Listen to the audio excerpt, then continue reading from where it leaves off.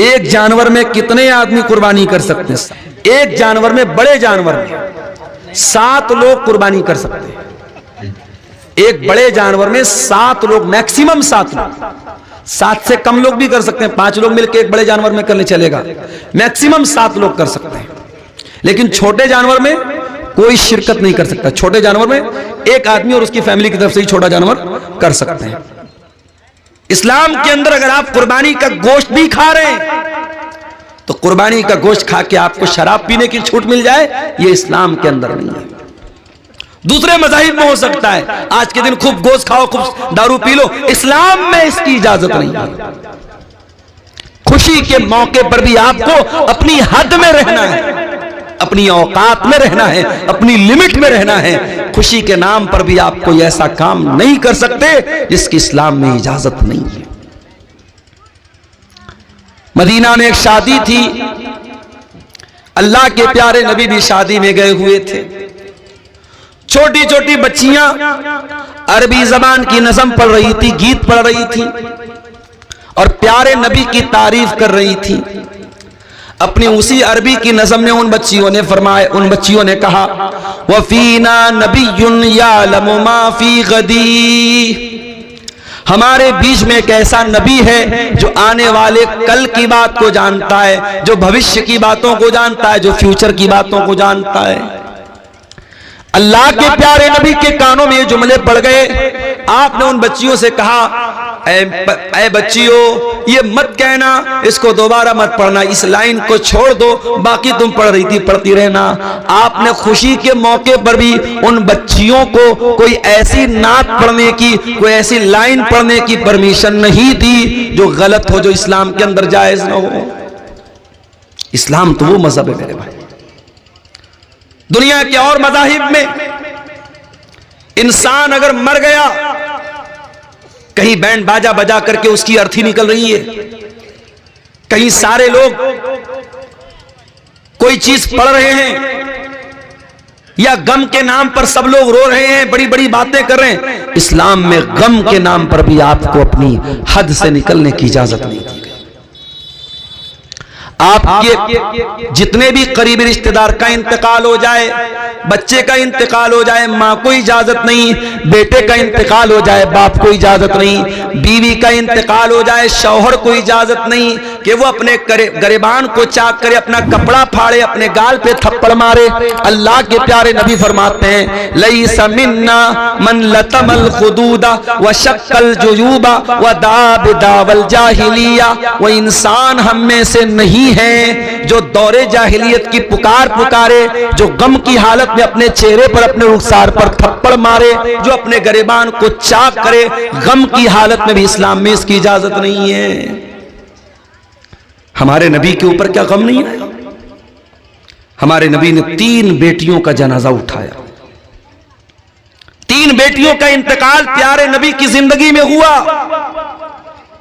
3 बच्चों का इंतकाल, कासिम का, अब्दुल्ला का, इब्राहिम का, 3 बच्चों का इंतकाल, 3 बेटों का इंतकाल नबी के सामने हुआ। नबी अपने बच्चों के मरने पर नबी की आंखों से आंसू भी आए, नबी रोए भी हैं, और नबी के आंसुओं का जिक्र हमें हदीस की किताबों में मिलता है। उठाइए बुखारी की रिवायत, अल्लाह के प्यारे नबी को बच्चा हुआ हजरत मारिया के पेट से। आपको भी शौक था, आपको भी अरमान था, अल्लाह मुझे बेटा दे दे। आपके 2 बेटे पहले पैदा होकर के बचपन में ही इंतकाल कर गए थे, तीसरा बेटा था। आपने बहुत खुश होकर के अपने बच्चे का नाम इब्राहिम रखा, अपने बाप इब्राहिम के नाम पर। आपने अरब के दस्तूर के मुताबिक बच्चे को देहात भेजा, ताकि देहात के माहौल में बच्चा दाई के पास दूध भी पिएगा और देहात की आबो हवा में पलेगा बढ़ेगा, उसकी सेहत भी अच्छी होगी, उसकी जुबान भी अच्छी होगी। आपने अपने बच्चे को देहात भेजा। आपका बेटा 1 साल या 1.5 साल का था। आपके पास खबर आई कि आपका बेटा बहुत बीमार है। आप अपने साहबा को लेकर के इब्राहिम को देखने के लिए पहुंचे। इब्राहिम की को लाया गया, आपने इब्राहिम को अपने हाथ अपनी गोद में लिया, अपने हाथ में लिया। बुखारी के अल्फाज हैं, वह इब्राहिम यजूद बिनफ्सी, इब्राहिम अपनी आखिरी सांसें ले रहे थे, इब्राहिम का दम टूट रहा है, इब्राहिम की सांसें उखड़ रही हैं और अल्लाह के प्यारे नबी अपने बच्चे को दम तोड़ता हुआ देख रहे हैं।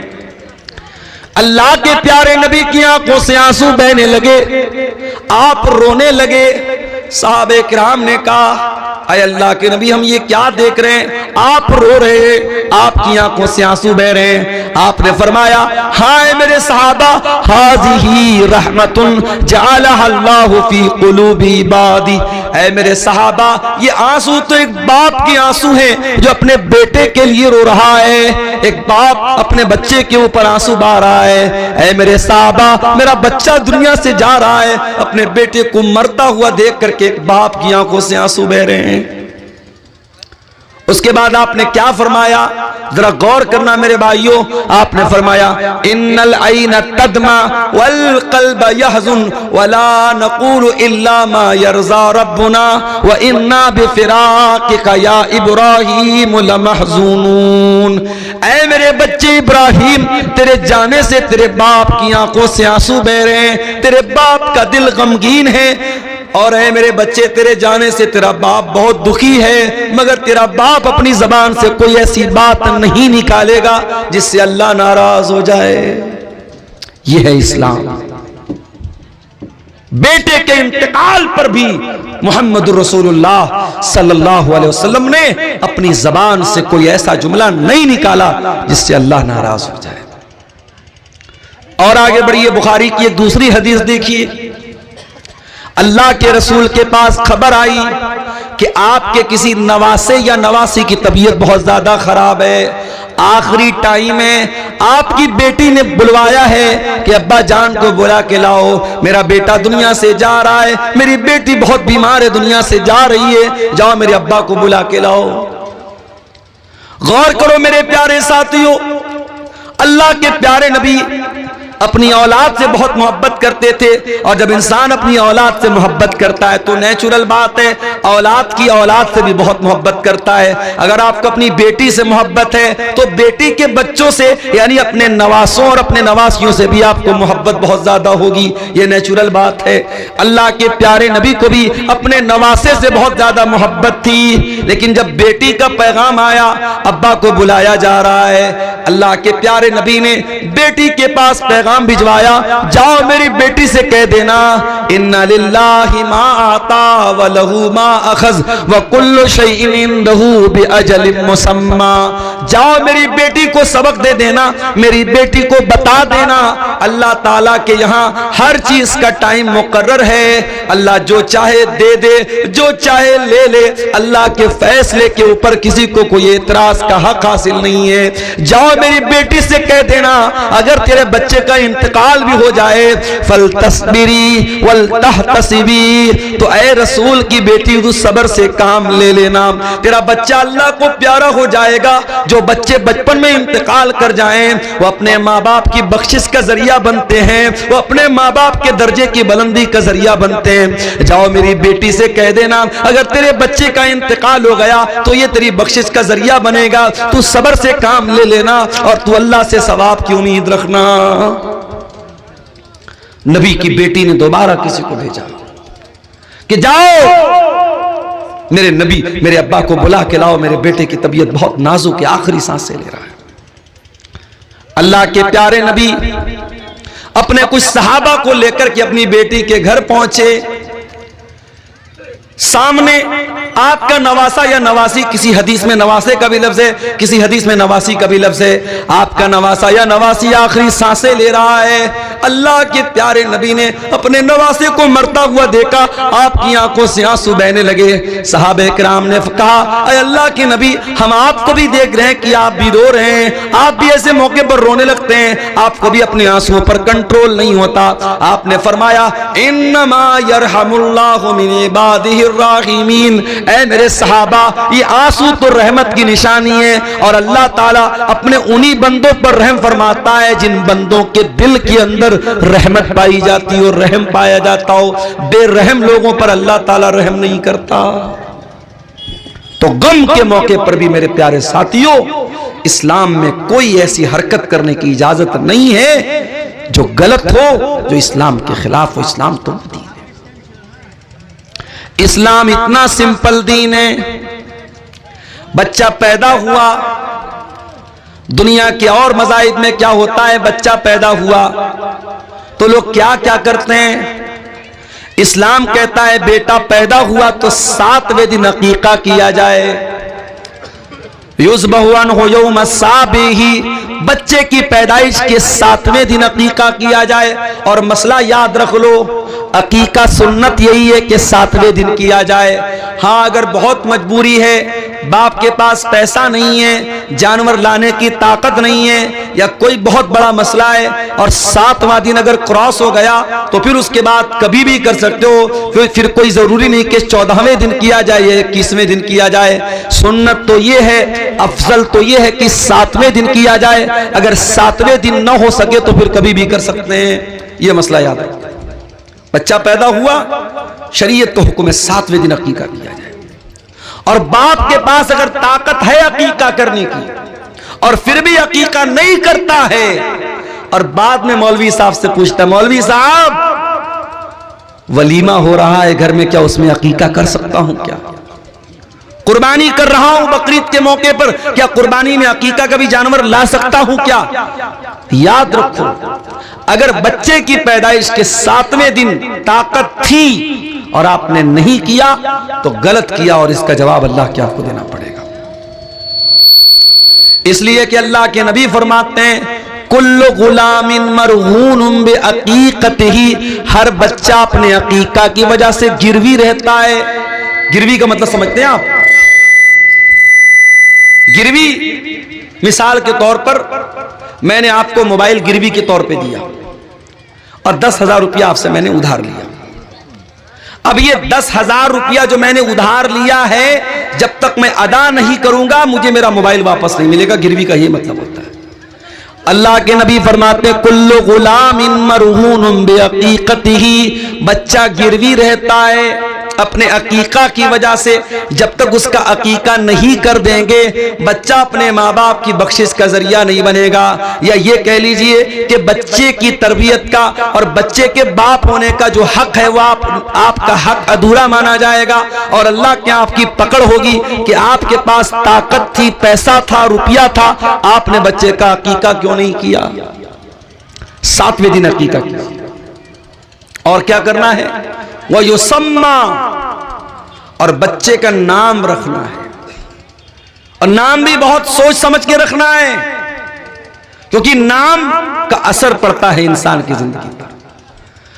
बंगाल और बिहार में और खास तौर से आपकी शेरशाहबादी बिरादरी में नामों के सिलसिले में मैं कभी कभी बड़ा परेशान हो जाता हूं। बड़े उल्टे सीधे नाम मिल जाते हैं।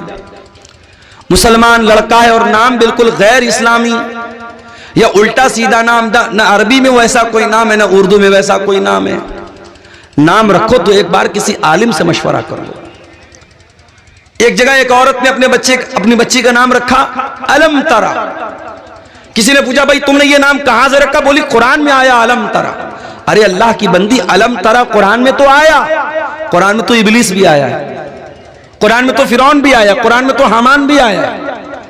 किसी लफ्ज का कुरान में आना ये इस बात की दलील नहीं है कि उसको नाम बना लिया जाए। आजकल एक नया ट्रेंड चला है इंटरनेट पर देख करके नाम रखने का। इंटरनेट पर नाम देखा अनानिया, नाम रख दिया अनानिया। अरे अल्लाह के बंदे, अनानिया का क्या मतलब होता है? तू अरबी जबान जानता नहीं, तू किसी आलिम से कांटेक्ट करता नहीं, तू इंटरनेट के फतवे पर अमल करता है। अपने बच्चे का सही नाम रखो। या तो अपने बच्चों का नाम सहाबा के नाम पे रखो, सहाबियात के नाम पे रखो, नबियों के नाम पे रखो, या अगर लड़का पैदा हुआ है तो अल्लाह ताला के 99 नामों में से किसी एक नाम को ले लो और साथ में अब्द लगा दो। जैसे अल्लाह के 99 नामों में एक नाम अर्रज़्ज़ाक़ है, आप अब्द लगा के अब्दुल रज़्ज़ाक़ कर सकते हो। अल्लाह के 99 नामों में अर्रहमान है, आप अब्द लगा के अब्दुल रहमान कर लो, अब्दुल वहाब कर लो, जितने अल्लाह ताला के जितने नाम हैं उसमें आप अब्द लगा करके बच्चे का नाम, लड़के का नाम रख सकते हैं, या सहाबा के नाम पे रख दीजिए या सहाबियात के नाम पे रख दीजिए। और अल्लाह के नबी फरमाते वयुहलक़ु रासुहु, बच्चे का नाम रखा जाए, 7वें दिन बच्चे का अकीका किया जाए और बच्चे का बाल मुड़वाया जाए, 7वें दिन बच्चे का बाल मुड़वाया जाए। और उस हदीस से यह भी पता चलता है कि बाल के वजन के बराबर चांदी अल्लाह की राह में सदका की जाए। यह है इस्लाम की तालीम। बच्चा पैदा हुआ, इस्लाम की तालीम यह है। और आगे बढ़ो, बच्चा थोड़ा समझदार हुआ, इस्लाम यह कहता है कि तू बाप है, तू मां है, बच्चा तुझसे सीखता है। बच्चा स्कूल बाद में जाता है, मदरसा बाद में जाता है, पहले मां से सीखता है, पहले बाप से सीखता है। बाप अगर सिगरेट पीने वाला है, बाप गुटखा खाने वाला है, बाप शराब पीने वाला है, बाप गाली देने वाला है, बच्चे को सिखाने की जरूरत नहीं है, बच्चा तेरे कहे बगैर गाली देना शुरू कर देगा, तेरी गैर मौजूदगी में सिगरेट का कश लगाना भी शुरू कर देगा। बच्चा बुरी आदतों को अपने बाप से पहले सीखेगा।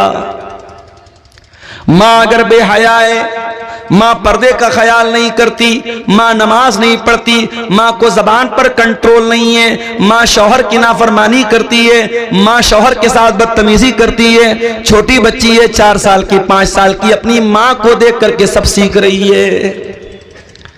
अल्लाह के प्यारे नबी फरमाते हैं कुल्लु मौलूदिन यूलदु अलल फित्रा, हर बच्चा जब पैदा होता है इस्लाम पर पैदा होता है, फितरत पर पैदा होता है। फअबवाहु युहव्विदानिही व युनस्सिरानिही व युमज्जिसानिही, उसके माँ बाप उसको यहूदी बनाते हैं, उसके माँ बाप उसको ईसाई बनाते हैं, उसके माँ बाप उसको मजूसी बनाते हैं। बच्चा तो बड़ा मासूम होता है मेरे भाई, जो सिखाओगे वो सीखेगा।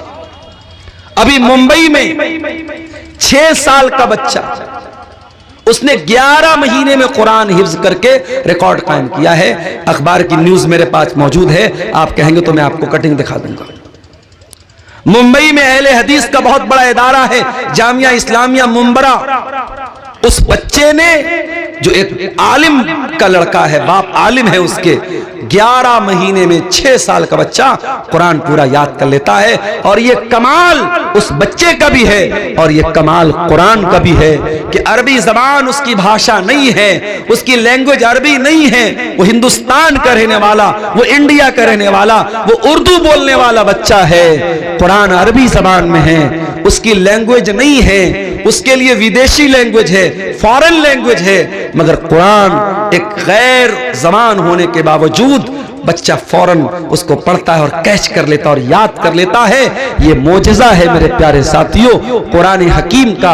और इसीलिए अल्लाह ताला कुरान में कहता है वलक़द यस्सरनल कुरान लिज़्ज़िक्रि फ़हल मिन मुद्दकिर, हमने कुरान को आसान बनाया है याद करने के लिए। है क्या कोई कुरान को याद करने वाला? हमने कुरान को आसान बनाया नसीहत हासिल करने के लिए। है कोई नसीहत हासिल करने वाला? कुरान को समझना भी आसान है और कुरान को याद करना भी आसान है। इसीलिए उलमा कहते हैं बच्चे को आलिम बनाना है तो पहले कुरान का हाफिज बनाओ। जितने बड़े बड़े आलिम आए सब हाफिज कुरान भी है। अल्लामा एहसान इलाही ज़हीर इतने बड़े आलिम मुकर्रिर हमारे पड़ोसी मुल्क के शहीद हो गए, अल्लाह उनकी कब्र को रहमतों से भर दे, कुरान के हाफिज थे। इस दौर के उलमा की अगर आप बात करें, अल्लामा जलालुद्दीन कासमी कुरान के हाफिज हैं, शेख अब्दुल हसीब मदनी कुरान के हाफिज हैं, शेख अब्दुल अजीम मदनी कुरान के हाफिज हैं। जितने बड़े बड़े उलमा और खतीब आपको मिलेंगे वो कुरान के हाफिज मिलेंगे। बच्चे को आलिम बनाना है, बच्चे को दीनदार बनाना है, शुरुआत कुरान के हिफ्ज से करो। बच्चा धीरे धीरे बड़ा हो रहा है, बच्चा 7 साल का हो गया, आप 5 टाइम नमाज पढ़ने जा रहे हैं, माँ 5 टाइम नमाज पढ़ रही है, मगर अपने बच्चे को कभी नहीं बोलते, अपनी बच्ची को कभी नहीं बोलते कि बेटी तू भी नमाज पढ़ा कर। ओ मेरे प्यारे साथियों, 7 साल की उम्र में जब बच्चे को नमाजी बनाओगे तो 17 साल की उम्र में आपको कहना नहीं पड़ेगा, बच्चा ऑटोमेटिक नमाज का टाइम होगा, मस्जिद में चला जाएगा। अल्लाह के प्यारे नबी फरमाते हैं, मुरू औलादकुम बिस्सलाती वहुम अब्नाउ सबई सिनीन, जब तुम्हारे बच्चे 7 साल के हो जाएं उनको नमाज का हुक्म दो, वज़रिबूहुम अलैहा, और जब तुम्हारे बच्चे 10 साल के हो जाएं और नमाज न पढ़े तो उनकी पिटाई करो, वफ़र्रिक़ू बैनहुम फिल मज़ाज, और उनके बिस्तर अलग कर दो। 10 साल का लड़का है चाहे लड़की है, एक बिस्तर पे मत सुलाओ, या अगर बिस्तर एक है तो एक चादर में मत सुलाओ। अब आप पूछेंगे मौलाना साहब इसमें क्या हिकमत है? हिकमत है, हिकमत है। 10 साल का लड़का हो गया, समझदार हो गया, 10 साल की लड़की बालिग होने लगी है, अब 1-2 साल में बालिग, बल्कि बहुत सारी लड़कियां तो 10 साल की उम्र में भी बालिग हो जाती है। लड़का 10 साल का हो गया, लड़की 10 साल की हो गई। शरीयत हमारी मेरे भाइयों अल्लाह की बनाई हुई शरीयत है, और अल्लाह को पता है इंसान का ज़हन कहां से भटक सकता है, इंसान कहां से गलत रास्ता पकड़ सकता है। 10 साल की उम्र ये बच्चे के बचपन के अब आगे की उम्र है। अब बच्चा धीरे धीरे जवानी की तरफ बढ़ रहा है, लड़की जवानी की तरफ बढ़ रही है। इस्लाम वहीं से ब्रेक लगाता है, नहीं, एक बिस्तर पर एक चादर में मत सुलाओ, उनके बिस्तर अलग कर दो, उनकी चादर अलग कर दो। कभी गौर करना, आप तो नमाज पढ़ते हैं, आपने अपने बच्चों को नमाज के लिए कितनी बार बोला है? इसीलिए कुरान में अल्लाह बार बार हमको ये हुक्म देता है नमाज की पाबंदी भी करना है, और अपनी फैमिली को, अपने परिवार को भी नमाज का हुक्म देना है।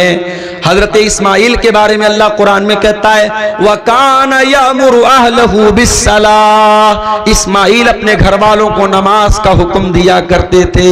अल्लाह सूरह ताहा के अंदर फरमाता है, वअमुर अहलका बिस्सलाती वस्तबिर अलैहा, खुद भी नमाज की पाबंदी करो और अपने घर वालों को, अपने बच्चों को, अपने परिवार को भी नमाज का हुक्म दो। और हदीस में अल्लाह के नबी फरमाते हैं, रहीमल्लाहु रजुलन काम मिनल लैल, अल्लाह ताला रहमत नाजिल करे उस इंसान के ऊपर जो रात में उठ करके तहज्जुद पढ़ता है, क़ियामुल लैल पढ़ता है, वह आई कज़म रातहू, और अपनी बीवी को उठाता, अपनी अहलिया को उठाता है। अगर बीवी इनकार कर देती है, अपनी बीवी के चेहरे पर पानी छिड़क देता है, लेकिन बीवी को उठाता है, और अल्लाह ताला रहमत नाजिल करे उस औरत के ऊपर जो रात में उठ करके तहज्जुद पढ़ती है और अपने शौहर को भी उठाती है, और शौहर अगर इनकार कर देता है तो शौहर के चेहरे पर पानी छिड़क करके उसको उठाती है।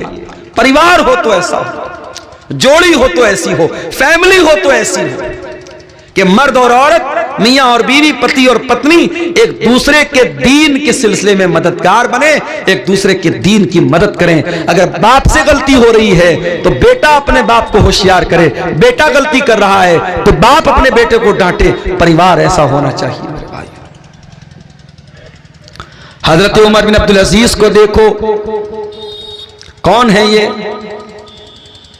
ये जब खलीफा होते हैं, इनके पहले के जो लोग थे उन्होंने अवाम के साथ बहुत जुल्म किया था, बहुत मजलूमों का हक मारा था। उमर बिन अब्दुल अजीज खलीफा होते हैं, अब उनके सर के ऊपर यह जिम्मेदारी आ जाती है कि जितने लोगों के साथ अत्याचार हुआ है, जुल्म हुआ है, हक मारा गया है, उनका हक उनको दिला दें, किसी पर अन्याय न होने दें, किसी पर अत्याचार न होने दें। खलीफा का इंतकाल हुआ, हजरत उमर बिन अब्दुल अजीज के हाथों में चार्ज आया, पूरी रात गुजर गई, लिखा पढ़ी भी करनी है, फॉर्मेलिटी भी है, सारे लोगों को जिम्मेदारी भी देना है, पूरी रात हो गई, फजर की अजान हो गई। हजरत उमर बिन अब्दुल अजीज फजर की नमाज पढ़ने के बाद अपने कमरे में आते हैं और बिस्तर पर लेटने जाने लगते हैं। उनका बेटा अब्दुल मलिक आता है, 17 साल का जवान बेटा है, आकर के कहता, अब्बा जान, अय अब्बा जान, अय अमीरुल मोमिनीन, क्या करने जा रहे हैं? कहा बेटा आराम करने जा रहा हूं, सुस्ताने जा रहा हूं, रात भर का जगा हूं, बहुत मेहनत पड़ी है, बहुत काम पड़ा है, अब तेरा बाप आराम करने जा रहा है, सुस्ताने जा रहा है, अब ज़ोहर तक सो जाऊंगा और ज़ोहर की अजान होगी, उठूंगा, नमाज पढ़ूंगा, उसके बाद अपने काम पे लग जाऊंगा। बेटा कहता है अब्बा जान, क्या आप इस बात की गारंटी ले सकते हैं कि ज़ोहर की नमाज तक आप जिंदा रहेंगे, आपकी सांस चलती रहेगी, आपका दिल धड़कता रहेगा, क्या आप इस बात की गारंटी ले सकते हैं? कहा नहीं मेरे बेटे, ज़ोहर तक तो छोड़ दो, एक पल की गारंटी नहीं ले सकता, एक मिनट की गारंटी कोई नहीं ले सकता। उन्होंने कहा बेटा मैं गारंटी तो नहीं ले सकता। कहा अब्बा जान, कल तक आप अब्बा जान थे, आज मेरे अब्बा जान होने के साथ साथ आप अमीरुल मोमिनीन भी हैं, आप मुसलमानों के खलीफा भी हैं, और बहुत सारे लोगों की नजरें आप पर लगी हुई हैं, बहुत सारे मजलूम हैं, मजबूर हैं, वो इंतजार में कि उमर बिन अब्दुल अजीज आएगा और मेरा हक मुझको दिलाएगा, मेरे साथ जो अन्याय हुआ है, जो नाइंसाफी हुई है, उस नाइंसाफी को खत्म करेगा।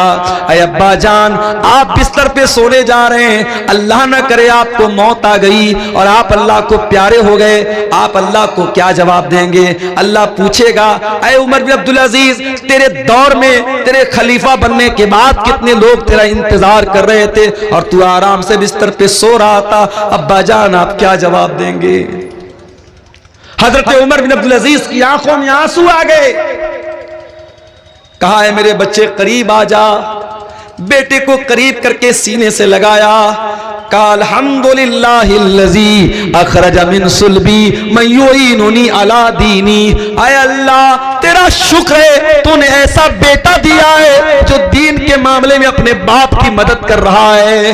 ऐ मेरे बच्चे, मैं आराम नहीं करूंगा, मैं बिस्तर छोड़ के जा रहा हूं और जा करके पहले उन मजलूमों को उनका हक दिलाता हूं, जिनके साथ अन्याय हुआ है, अत्याचार हुआ है, नाइंसाफी हुई है, मैं उनको जा करके पहले इंसाफ दिलाता हूं। ये होता है परिवार, ये होती है एक मुसलमान फैमिली। आज माफ कीजिएगा मेरे भाइयों, हम और आप दीनदार तो हैं, मगर फैमिली को दीनदार कैसे बनाएं इसकी चिंता हम और आप नहीं करते। बच्चा 10 साल का हो गया, इस्लाम कहता है बिस्तर अलग कर दो, लड़का हो चाहे लड़की बिस्तर अलग कर दो, नमाज ना पढ़े तो पिटाई करो।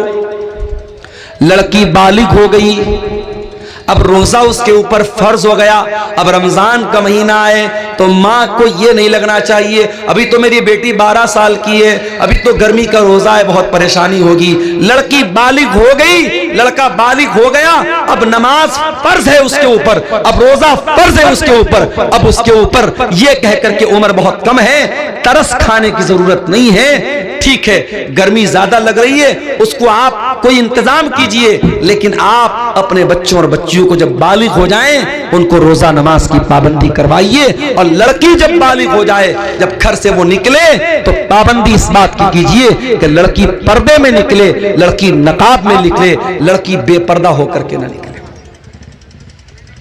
और आगे बढ़िए, लड़का जवान हो गया, लड़की जवान हो गई, शादी के काबिल हो गए, अब क्या करना है?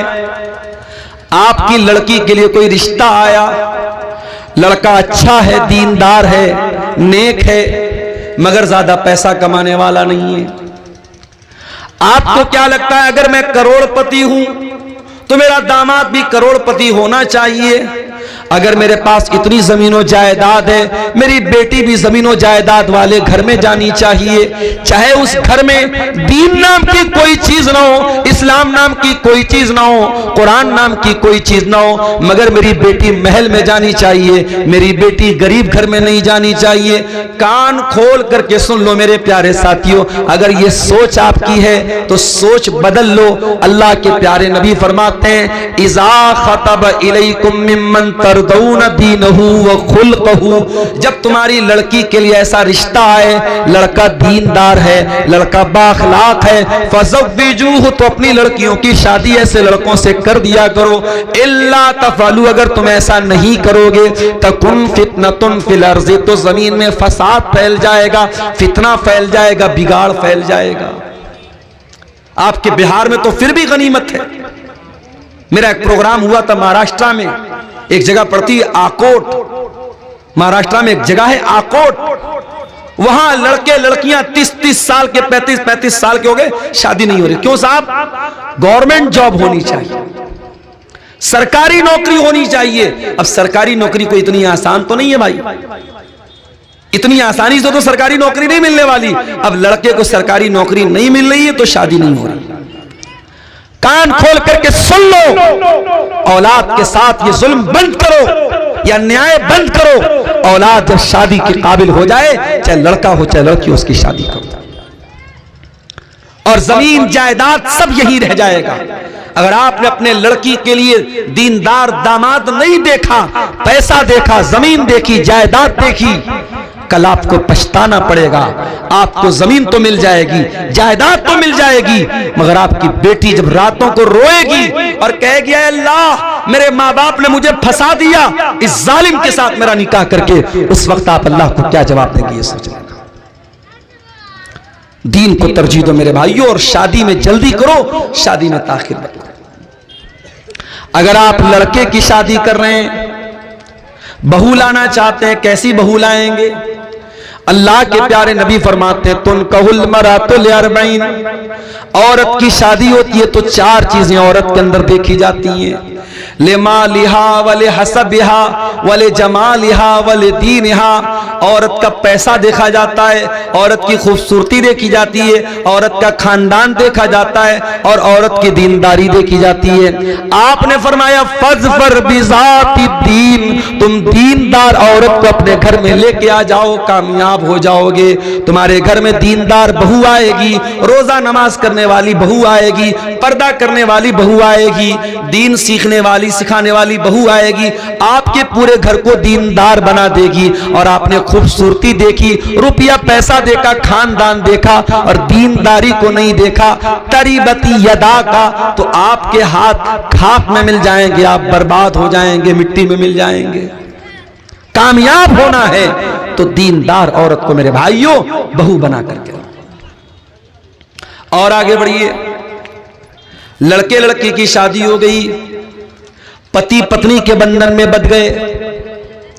अब इस्लाम क्या कहता है? मियां बीवी का रिश्ता प्राइवेट रिश्ता है और प्राइवेट को प्राइवेसी में रखा जाए। मियां बीवी अपनी सीक्रेट बात किसी को ना बताएं, यह भी बड़ा चलता है। बाज लड़के शादी के अगले दिन उनके दोस्त लोग पूछते बताओ क्या क्या हुआ, लड़कियों से उनकी सहेलियां पूछती हैं और फिर वो सारी बातें बड़े मजे ले लेके बयान करती है। हराम है ये चीज मेरे भाई, अल्लाह के नबी ने सख्ती से मना किया है। मियां बीवी का रिश्ता बहुत ही प्राइवेट रिश्ता है, इस रिश्ते की बातें बेडरूम के बाहर नहीं जानी चाहिए।